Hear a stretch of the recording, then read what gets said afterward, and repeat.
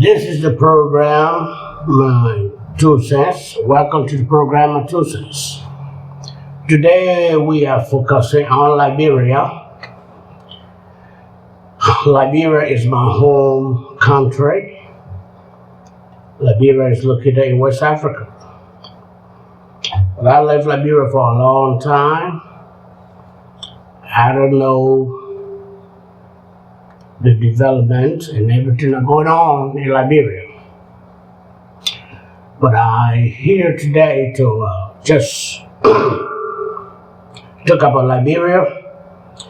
I was checking among my things and I was able to find, I was surprised to find some of the history, note that when I was in school back in Liberia.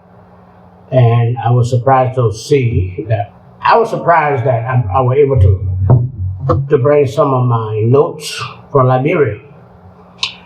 And I have been really looking at the history of Liberia, reading through other books, going through the internet, trying to find information about Liberia, what has changed, what's the new development, and I decided to come to you today on this program, my 2 cents. Liberia, there we go. If you are listening, I want to take this time to welcome you. This is the program, my 2 cents, and my name is Martin Colley. Liberia is a country in West Africa, which was founded by free people of color from the United States. The immigration of African Americans, both free and recently emancipated, was founded and organized by the American Colonization Society. The American Colonization Society. But the first question I want to ask is, what was Liberia before it was Liberia? What was Liberia before it was Liberia? In 1816, a group of white Americans founded by the American Colonization Society, commonly known as the ACS, to deal with the problem of the growing number of free blacks in the United States by resettling them in Africa, because the number was growing. The resulting state of Liberia will become the second after Haiti Black republic in the world at that time. And the next question is, where did Liberia get its name from? There's a country called Liberia, but where did Liberia get its name from? Settled in the early 1800s by free-born blacks and former slaves from America, Liberia, whose name means land of freedom, has always struggled with its double culture heritage, that of the settlers and all the indigenous Africans. Liberia had always struggled with its double culture. The indigenous Africans and what we call the American Liberians. And let's look at the Lone Star, the flag. The Lone Star, the flag of Liberia, Tom Verne's Grand Coast Productions. When freedom raised her glowing form on Maserato's Vendeans Heights, she sat within the dome of night, midst low rain skies and thunderstorm, the Star of Liberty. That's a song written by Tom Grand Coast. production. A question of freedom. Freedom, freedom, freedom. 6,000 miles from the United States lies a country whose flag bears a striking resemblance to the American one. Alternating red, white, horizontal stripes, and in the upper left-hand corner, a dark blue square. Against this blue background is a lone white star, the Star of Liberty. The flag is a symbol of the history of Liberia or Liberian state, its relationship with America, and its research for its own search for its own identity. So it means that Liberia had been searching for its own identity. And what I know is that when the slaves were moved over to Liberia, when they went to Liberia, there was this conflict between the indigenous people and the American Liberians. And the conflict began to build up, tension, because the indigenous people felt that they had been overlooked by those who came from America, the slaves came from America, etc. in Liberia. So the present day Republic of Liberia occupies 43,000 square miles, slightly more than Tennessee, the state of Tennessee, in West Africa. It is bordered on the west coast by the Atlantic Ocean and surrounded by Guinea, Sierra Leone, and the Ivory Coast. From antiquity through the 1700s, many ethnic groups from the surrounding regions settled in the area, making Liberia one of Africa's most culturally rich and diverse countries.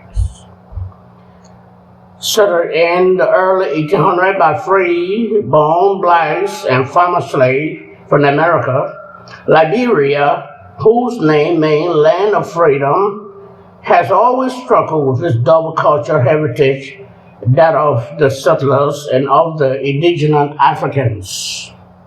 So that struggle continued even in the 80s. We know what happened in the 80s. The Red Riot, all the kind of thing, it actually started in 1979. From America to West Africa, in 1816, a group made up mostly of Quaker and slave holders in Washington, D.C., found the American Colonization Society, the ACS.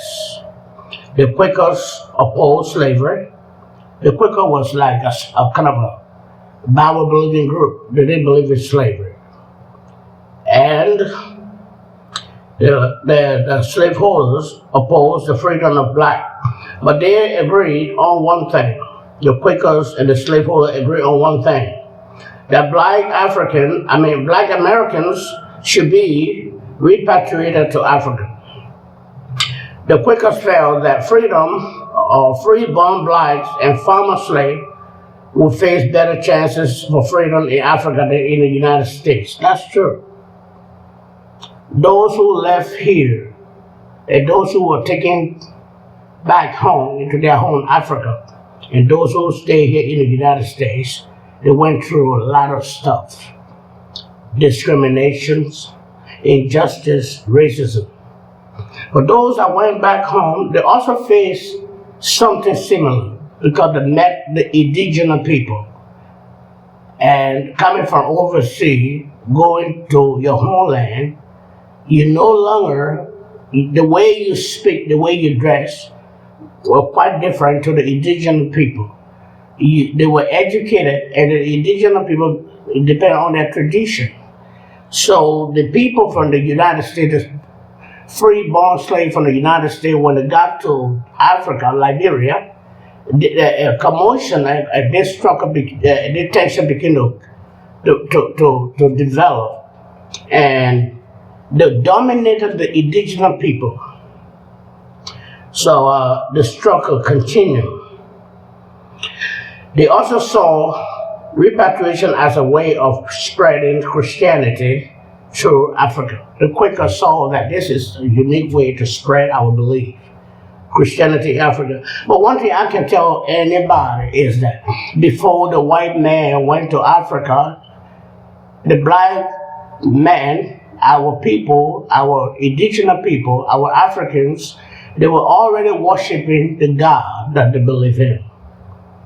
Before the white man went there, or before missionary went there, our people were already worshiping the God which they believe in. So the Quaker felt that a freeborn black slave, former slave, would face better chances for freedom in Africa than in the United States. They also saw repatriation as a way of spreading the Christianity through Africa. The slaveholders motivates were less charitable. They view repatriation as blacks as a way of repatriation of black as a way of avoiding slave rebellion like the one that had taken place on the island of Santo Domingo, today called Haiti. There was this rebellion that went on in Haiti, and a rebellion that went on there, and a lot of bloodshed went on. People died, white people died. Slave masters were also killed in a rebellion. Despite opposition from many blacks and from white abolitionists, the repatriation program funded by the ACS members, subscriptions, and number of state legislatures moved forward. In 1822, the first 86 voluntary black immigrants landed on Cape Maserati. 86 of them landed there on what was then known as the Grand Coast. They arrived with white agents of the ACS who would govern them for many years. Many others followed, settling on land, sometimes purchased, and sometimes obtained more forcibly from indigenous chiefs. So when these people, some of them got back to Africa, to Liberia, commonly as the time was known as the Grand Coast. Some of them purchased land, but there are some of those who forcibly took land from the chiefs, from the indigenous people. And that caused problems too. Settlers shared the land with indigenous tribes. The first year was a challenge. The settlers suffered from malaria, yellow fever, common in the areas, coastal plains, and mangrove swamps, and from attack by the native population who were at various times unhappy with the expansion of the settlement along the coast, with the settlers' efforts to put an end to the lucrative slave trading in which some ethnic groups were engaged, and other settlers attempt to Christianize their community. Despite these difficulties, the black settlers were determined to show the world that they could create, develop, and run their own country, and so they kept arriving. There were a lot of these slaves that kept going to Africa, Liberia, the Green Coast, kept arriving. And they dominated the indigenous people. They were educated, they came from overseas, and they took control of government. And there was this war that went on there. We all heard about Matilda Newport, which I'm not going to talk about today. Today is just the introduction of some of the things I'm going to be talking about sometime tomorrow. In 1824, the settlement was named Monrovia, after the American president and ACS member, James Monroe, and the colony became the Republic of Liberia. Over the next 40 years, 1,900 African American repatriates, sometimes known as Americo-Liberians, settled in Liberia, along with some 5,000 Africans recaptured from slave ships and a small number of West in these immigrants. Liberia, a country, has a history, very interesting history. During those days, our people, the indigenous people, will live in peace until the free-born slave Americans arrived to Liberia, the Green Coast. And when they got there, I think, in my own opinion, things were not going well with the indigenous people. There was this tension growing between them, because the American Liberians, or the freeborn slaves, the Negro that went back home, felt that they was educated and that they could better handle or govern the country at the time. And they went through a decade of tension and commotion, complaining, riots, and other things. But I don't want to jump the gun, because there are a lot of things, good things, good history that a lot of people have forgotten. But Liberia as a country has been through a lot. And what I personally want to say is that I cannot hold President George Weah responsible for the downfall of the Liberia being the way it is, because people who were there, who came before him, did not do what they were supposed to do, except one of them, which is President William R. Tubman, who loved his country at the time and were willing to develop the country for Liberia to be number one on the map in Africa. President William R. Tubman did his best. Wherever he traveled and he saw development, he brought it back to Liberia. But Tubman is the reason why Firestone workers are going through a struggle and have gone through struggle over the years. Firestone were willing to pay the workers a good bit of money, but Tubman felt that government officials were not making such a money, so he cut it down. And even the places that the Firestone workers live at the time, even at this point, was not well to a standard of living, good living.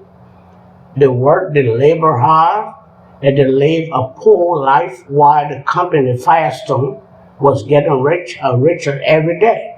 And they exploited our people, they exploited their energy, they exploited everything about them. And at the end, when they got old, they could not even help themselves. So the struggle continued, but today is just an introduction of Liberian history. Some of the things that I'm going to be talking about, we did not learn in school. We did not learn some of these things in school, so I will improvise some of the information, and I hope you'll be willing to listen. I'm not here to criticize, I'm not here to take side, but I'm giving history as it is, And most of the time, people who criticize, they don't have solution for the problem. And sometimes I have been hard on President George Weah. I have been very hard on that man, because as a leader, you got to accept blame. But there are things that I expect him to do, or to express, or to come out and say. He doesn't say, he keep quiet. So people are in a dark of what is going on in Liberia. But we can't hold him responsible for everything that has happened in Liberia. And one thing I know, that it is very easy to destroy something, but it is difficult to rebuild it. Liberia has been destroyed by past leaders. It's not only the country being destroyed by past leaders, but our people themselves have been destroyed emotionally. Government has destroyed our people emotionally, spiritually, and physically, and economically. Liberians have been destroyed. Only few group of Liberians who are able to do something for themselves because they are in government. But if you are not in government, if you don't try on your own, try very hard. Even if you try to educate yourself, as I see in the past, when government feel that you are smart, you are smart, they target you. And so a lot of people have become victims in our own country. I would love for people to join this discussion, but the thing is that I don't like argument. I like real, pure history. We Liberians, we get together when there's a party going on. All we do is argue about Liberia, but we don't have the solution. You don't argue, don't condemn, or don't criticize somebody if you don't have a solution. And most of the people who criticize other people, when they get there, they don't do nothing. So I'm just coming to you to give you a little bit of history of Liberia. But there was this great contention between the American Liberian, commonly called the Congo. But the Congo people, some of them was very good. Some of them were very nice. Like I tell people, slavery was not all bad together. There were good sides of slavery, there were bad sides of slavery. If there was no slavery, for example, Oprah Winfrey could not have become the richest black woman in the world, because she is the daughter of slaves. Her ancestor became slaves, so that's why she came to she was born in the United States. She went through her own struggle. So slavery was not bad like that altogether. There was some good slave master, but there was some bad slave master. And secondly, there were some black people who were slave masters too. Let me give you a name of a black slave master, Anthony Johnson. You can Google him, Anthony Johnson. He owned, at the time, he owned more white slaves than black. He was a black man from, I think, some part of Africa, either Angola or some part of Africa, but I will do my research. But Anthony Johnson was a black slave master here in the United States. So slave master was not all white people. There was some black slave master too. And when sometimes we try to blame the white man did not have a GPS to go to Africa looking for slaves. But at the time there was this trade, the banking system, there were no US dollars. But I think before the white man went to even part of West Africa, the Portuguese had already been to that area. The British, the Portuguese, had already been there. But our own black tribal chiefs sold their own brothers and sisters to the white man. They exchanged, when I mean sold, they exchanged because there were no US dollar. So for example, a white man got a bag of salt, and you don't have a salt, and you tasted your first time tasting salt. You cook your food, it gave it a good flavor. And the white man said, okay, I got a sugarcane plantation, but I would like for you to give me some of your people, to take them with me back home, so that they can help me to produce more of these things. And so black tribal chiefs were giving, other black people to the white man to bring them to America. So the white man did not go there violently to take people by force. It was a discussion, it was business. It was a business. So you can't keep blaming the white man that he went to Africa and brought you. No. There were people over there who were warriors who could fight. The white man could not even stand them. But they went through a discussion, they established this business lane with the white people. When I mean white, I'm not talking about just white. I'm talking about the British. I'm talking about the Portuguese, the French, that went to Haiti, all the kind of stuff. But there was this exchange program that was going on.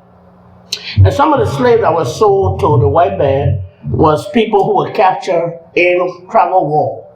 And the tribal chief did not have nothing to do with them. They didn't want to even kill them, but they had to sell them, to exchange them for something. They got to give them to the white man. and the white man got to give something back, like guns. You know, the black people never had guns at the time. The black people never know anything about other stuff like salt, guns, and etc. So, tribal chief exchanged their own people and gave the white man brought them over.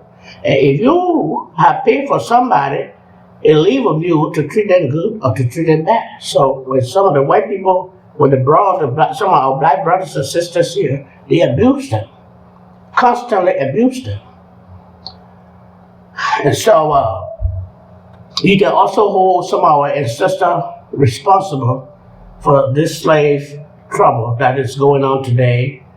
People talk about freedom, slave, all that kind of stuff. But get your history right. Get your history right.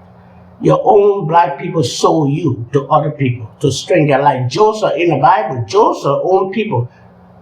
Joseph's brother sold him to Egypt. So it was the same thing. You know, so we can't keep capitalizing on, oh, the white man. And the question I want to ask is, show me one slave master today. How many generations have passed? Show me one slave master. All of them dead and gone. But we still have that slave mentality. You got to liberate your brain. If you don't think straight, if you don't renew your brain, you will still have that slave mentality.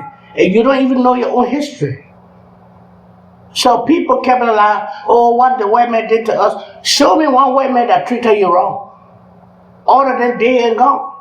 But thank God that through slavery, Michael Jordan is a rich man. Because if there were no slavery, he would have become one of the best basketball player. Through slavery, a lot of black people in the United States are rich. But if there were no slavery, your ancestors were not sold or they were not brought over here, you wouldn't have been here. There were going to be no Michael Jordan, there were going to be no Oprah Winfrey, there were going to be nothing, you know. So slavery is not all negative. There are good side and there are bad side. And when somebody buy you, if you buy something, you use it according to your description. So there was some good slave master, there was some bad slave master. And there were some of those who did not want slavery to stop. And there were, on the other hand, some of those who felt that slavery was bad. Yes, slavery was bad. They were fighting hard to put an end to slavery. But there was some group of people, which I'm not going to talk about, did not want slavery to stop.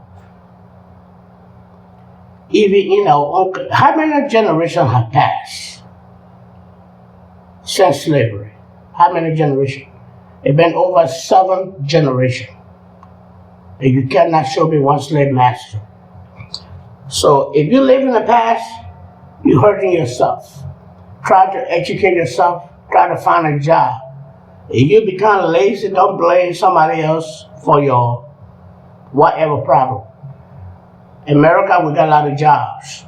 There are those who are not willing to go to work, they're not willing to put in for a job, to work for a living, but they want everything from the government.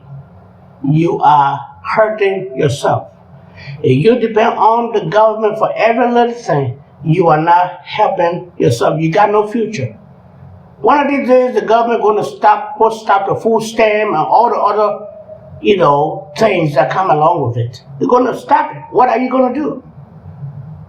Like I said, the project was not built for young people who are energetic, strong. You're supposed to go to work. But we see young people living in the project all through their life. All they do is waste their life. You got to think outside of the box. Because if you depend on government, hand up, you will become a victim to the government. And you become a slave to the person who always gives you something. If they don't give it to you, it's become a problem. But you work for your living, you're not slave to anybody. The only slave that I know at this time is a person who is young, strong, and depend on government for that little thing to come in every month. You are a slave to the government. The government can control you. But if you decide to change your mindset and say, my forefather went through that process, I'm not going to live like my great parents, grandparents. I'm going to work for my money. I'm going to educate myself. I'm going to do something with my life for my children, for my grandchildren, and great grandchildren. You have to change the way you think. Go to school, learn trade, educate yourself, get a job. Stop depending on this government. They're not helping you. They're not lifting you up, they're bringing you down. Because the day is coming when they will stop everything. You will not get food stamp, you will not get free Medicaid, you will not get nothing free. What are you going to do? You go to protest, you're going to demonstrate? The government don't owe you nothing. Work for your money, educate yourself, free yourself. The only person that I know that is a slave is the mind. If you don't educate your mind, you don't change your thinking, you are still a slave. Not to anybody, but you make yourself a slave. Open your eye, people. Open your eye. Because nobody got your interest but you. You got to be determined to educate yourself. Some of us came from overseas and came here with nothing. Like me, I didn't come here with anything. But I was determined to go to school. I'm not boasting. It's not a boast. I'm just telling you what happened. Some of us came here, we sit in the house because we didn't have no work permit. We could not work. You could not drive. Stay in the house until we got